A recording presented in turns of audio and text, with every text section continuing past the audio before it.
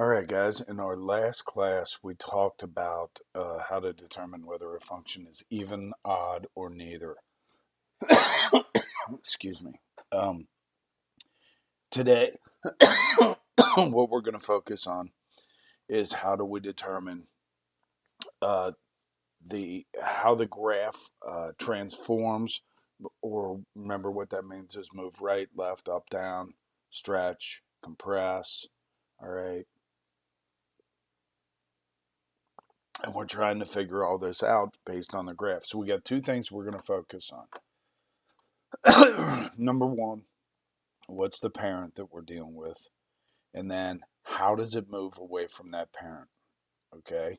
And then the second thing we're going to look at today is what if they give me an equation? Can I write based off of how the equation moves? Can I write a cubic or a quartic polynomial based off of that? Okay.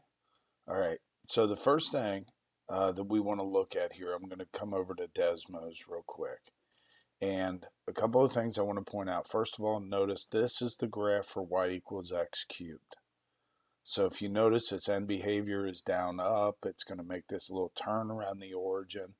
And even though it's not technically called this, I'd like to think of that point, the origin, as kind of like the vertex for a cubic function. All right, so when I move it right, left, up, down, that's the point that I'm focusing on moving.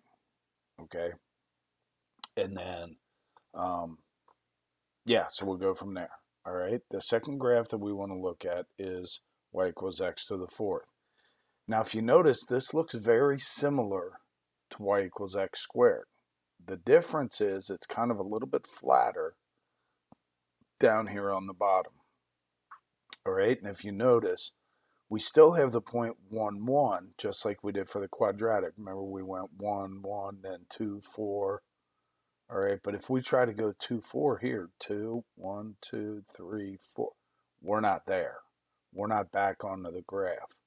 So what's going on with this? Well, if you look, it actually doesn't hit the graph until we get all the way up here to 16.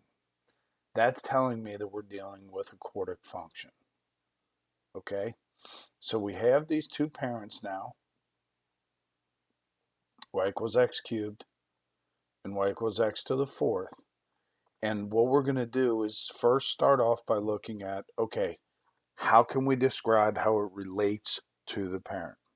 All right, so the first thing I want to do on a problem like this is I want to identify what is the parent. So I'm going to start off by saying very simply that the parent, or y, is equal to x to the fourth. That's what I'm going off of. Now, all the rules that we've learned in the past, here's the beauty of it. Everything doesn't change. So this should be really simple, straightforward. I know the minus 18 outside is telling me down 18. And I know that the 3 out in front is telling me that we have a stretch.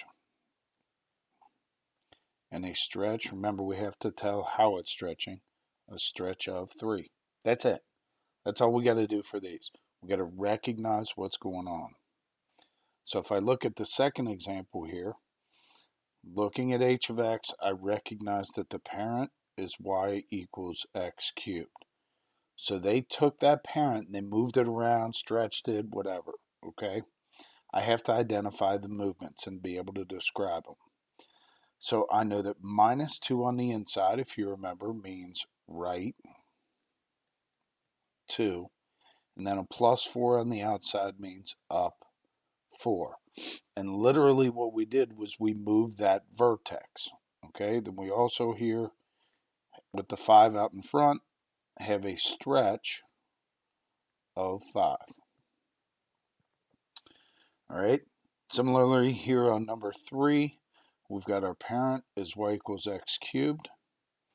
I know the minus 5 outside is telling me down 5, and the 2 out in front tells me stretch 2. So what I did, just so you guys can make some comparisons, is if I were to look, I have these copied over to Desmos right here. this was the first one that we looked at, the 3x minus 18. Here's our parent, and then if I graph this, you'll notice what happened was we said it went down 18 and stretched 3. So if I took this 0, 0 here, and I moved it down 18, there it is right now. So you can make comparisons like that. The second one that we looked at, let me turn some of these off, was we started with x cubed. We took x cubed, and this says right 2 up 4 stretch of 5. So right 2 up 4 means my new vertex should be about right there. And remember, we're referring to the origin as the vertex. Let's see if that's what happens. It is. Now, do you notice also how this kind of little swing right here got a little bit tighter? But if you look at the parent, it's kind of this nice, long, smooth bend right there. Notice how it got tighter. That's because of the stretch. All right, if we again compare it to the third one there, 2x cubed minus 5, then what's happening is we're going to move this down 5 and then stretch it. And that's exactly what happens. If you notice the steepness on a stretch, the steepness increases. All right. Sorry about my voice, guys, but I keep having these coughing spells and stuff like that. So anyway, let's get back to it. The second thing that we have to be able to do, and here's notes on how to do it, but what we have to do is look at an equation that is graphed. So they're not giving us the equation. What they in turn want us to do from a picture is they want us to write the equation. All right? So how do I like to do that? Well, the way that I like to do it is I really want to try to organize my information. All right? What do I mean by that? Well, when I look at this first graph, I notice that it's finishing in two different directions. All right? So I know that this parent that it comes from is y equals x cubed. All right? I then look at the end behavior. The end behavior is up, down. And what that end behavior tells me is now my equation became y equals negative 1 x cubed. Remember, a negative in front will flip it. Our parent was down, up. Now the equation is up, down, so we had to have a negative out in front. Okay? The next thing that I'm going to look at is that exact location where I kind of think of that again as the vertex and how it relates to the origin. I know that it is left 3 and down 1. So what I have to do with that left 3 down 1 is now put that into the equation. Here we go. Y equals negative 1 times left 3, that would be x plus 3 cubed, down 1, that would be minus 1, and there is my resulting equation. If I graph this, I get that original function, or the function that they have graphed right there. So I can use Desmos to go back and double check, did I write down the correct equation or not? Okay? I look at the next one. The next one, I notice that the parent, it looks quadratic, but it's not. It's y equals x to the fourth. It's a quartic equation. Okay? I then look at its end behavior. I know for a quartic, its parent is up, up. This is down, down. And when it's down, down, that's telling me it's y equals negative 1x to the fourth.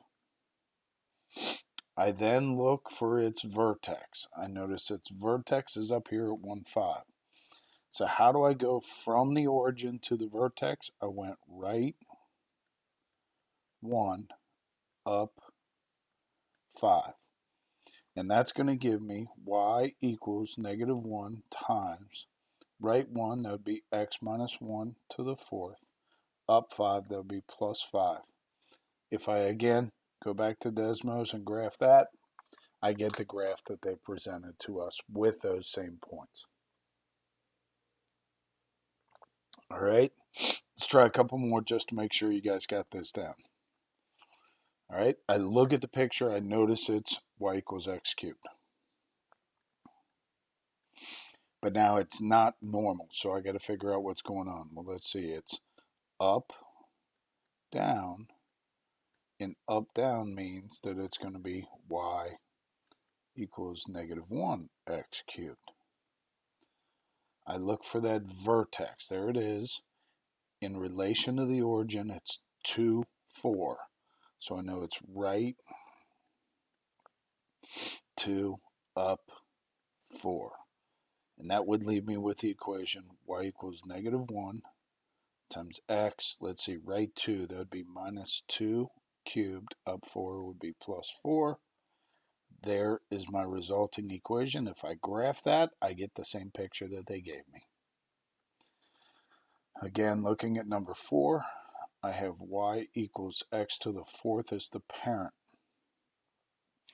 I know that it is up, up, which means the parent didn't change. Y equals x to the 4th.